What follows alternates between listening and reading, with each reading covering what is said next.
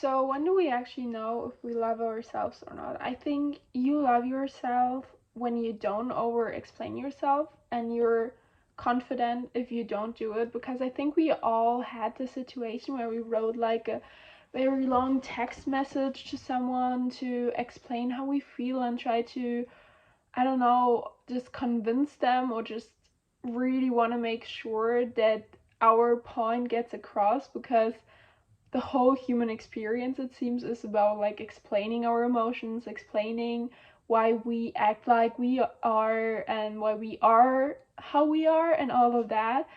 And also especially think we over explain ourselves when we were wronged by someone in the first place. So just trust your intuition and your decisions and also the decisions other people make. And I don't know if there's a saying in English, but there's one in German, and it says like, talking is silver and silence is gold. And I do think that is true, because sometimes you can also, like, you might already have someone on your side or convince them, but when you keep like talking, it feels like you don't really know where you're going. And also, I figured, or like, my experiences have shown that people that tend to over explain things tend to also appear as not so trustworthy or not so secure where they're going, or maybe they just want to cover up something. So I think if you love yourself and if you're really confident, just stand with your like statement and don't try to over explain it. And even though we all probably are guilty of like writing this long text message, just like remember that for the next time. And then I also believe women probably tend to like do this more often than men.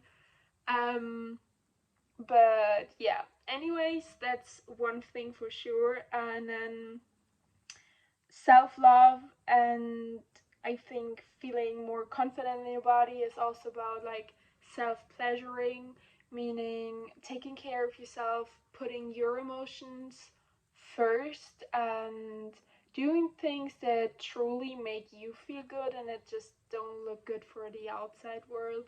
um and also I think it has to do about like a lot with like self-discovering and really finding your true self and what you like, because through social media we get so many things and so many pictures like printed in our head, or just, I don't know, we are exposed to it every day, that we think that that is something that we love and that we want. But it might be something totally different for you, because everyone is very unique. And that's like going into self comparison, because nowadays we have social media. And I mean, it's like 90% of women compare themselves on Instagram with like unrealistic pictures. And I don't even think that is always like an unrealistic picture that is painted, because I mean, some people just fulfill all these like beauty requirements that society kind of, I don't know, set, that are like beauty standards, you know. Um, but it's more about that we just believe in our own beauty no matter how someone else is looking. And I truly think that no matter if you fit into the beauty standards or not, that everything you are, you are for a reason. Like how you look and how you act, like God or the universe or whoever, or your genetics, like it was set intentionally. Because even science, like, I mean, reproduction is kind of like always trying to get a better result and combine the best. So I just believe like nature will always thrive for the positive and the good, and that everything is there for a reason. So even though that might be the hardest thing to do, just if you love yourself, you will stop comparing yourself more often. And I mean, I myself, like, I'm still like comparing myself sometimes, or maybe all the time, but it's not that I'm like sad or that it brings me down as much as it maybe did for like a period of time. I think we all went maybe through this like teenager stage, or maybe it was like a little bit later. For me, it was when I was like 18. I think when it started, that I was like, oh no, like I really have to look more like this person or that person. And now it's more like, it's not that I want to look like someone, it's just that I want to become my best version, like internally and externally. So I think I compare myself more to the version I was yesterday or like a year ago, which I think is a little bit healthier, or not just a little bit, I think it's healthier. So, and then it's like also, I think, like in your daily life you get asked so many like questions, or like get offered like so many different things, and I truly believe there's power in saying no to certain things. Even it might be something super minor, but I think just saying no, I'm good right now, or not right now, or just no without an explanation can sometimes really get you very far, because it kind of prevents you from overdoing or just getting super exhausted. And of course, we don't always have that privilege of saying no, but sometimes we do have that privilege, and sometimes it's just like the best thing to say no. And I was just thinking about a situation yesterday. So I'm on a farm.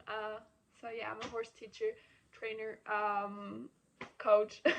So, anyways, we had a little storm approaching last night. So we had to get all the horses in, and we have some quite big pastures. And I was running with some horses, but I had to make sure that I wouldn't slip and that they wouldn't slip, so no one gets hurt. And then we have like a little, I don't even know how to describe it. It's like a four-wheeler. It doesn't really have like something above you, like tiny bit. Like it has it to a certain extent, but not really. It's more like a quad four-wheeler thing. And you know, when it's like lightning and storming, you're safe when you're in a car, because it has this like Faradaysian like construct. I'm not quite sure how like what the right word is for that, but I think you know what I mean. So even though a lightning would hit the car, you would be safe. And then I got asked to maybe get like the four-wheeler to another place, and I said no, I'm not doing that right now, because I wasn't sure if it would be safe. And even though it would probably have been safe for me to do that, but I was like, I'm not gonna take any chance. And it was already kind of like a risk that I took when I got the horses in, but it was really important because these horses had shoes on, so if they would get struck by lightning, it would be really dangerous. Anyways, I was really like proud of myself that I said no, because I tend to always say yes when it comes to stuff on a farm, stuff with horses, because I just want to make sure that they are doing great and amazing. And I'm sometimes like, yeah, whatever happens to me happens, you know.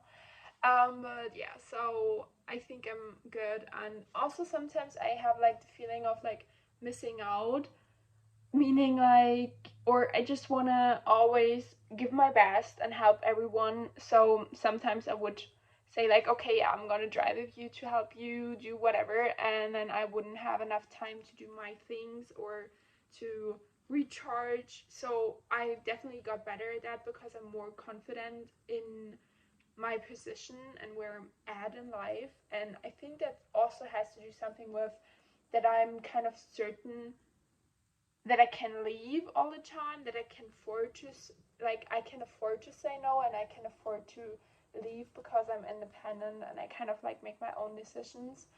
Um, and that's kind of my last point, really, that you can afford to leave. And I'm talking about it also more on a financial perspective. and just that you're independent, because I know it's nice to think, okay, so you have so many people that support you, like emotionally, financially, financial. So, anyways, but it's not really like if someone tells you the things that they own are yours as well. I wouldn't, build on that, because opinions change, people can change their opinions every time, every minute. So you always kind of have to be like, okay, regardless of what they gonna do, I'm gonna be good, I'm gonna be stable, and I can like support my own lifestyle, and I can choose where I want to go. And this is probably easier said than done, and especially if you're still young, I think it's a normal thing to still be dependent on your parents on certain things. And I'm like, if you're like employed, you're certainly also like dependent on like a company, whatever, and they're like contracts that kind of guarantee your safety, like financial safety. But still, I think like you can always try to set yourself up for success. So even you would have, like, you would experience fallbacks, in one way or another, like you can be safe. So that is like, I mean, I don't want to go like bigger like into that financial topic, but I think like having like resources or like second income streams, passive income, is like something you should always focus on. Even though you have like one main job, you should always kind of like, I don't know, see if there are like other opportunities out there where you could make some extra money, because I think money does make you free and independent in a way, and gives you some sort of like security. So, and then still, like, we all humans, we make mistakes, and I think a really important thing we have to learn, and like ability we should have, is to forgive ourselves. I think that is very, very important. Um, no matter like how big the mistake was, because you can't change the past, you can only change the future and how you deal with your past, really. So yeah, that is like my last point. So yeah, I hope you like this video. Let me know what I should talk about next. Yeah, so thanks for watching. Make sure to subscribe, because it would help me. Yeah, I'm sorry I did this whole hair thing all the time, because yeah, it's just what I do. Peace out.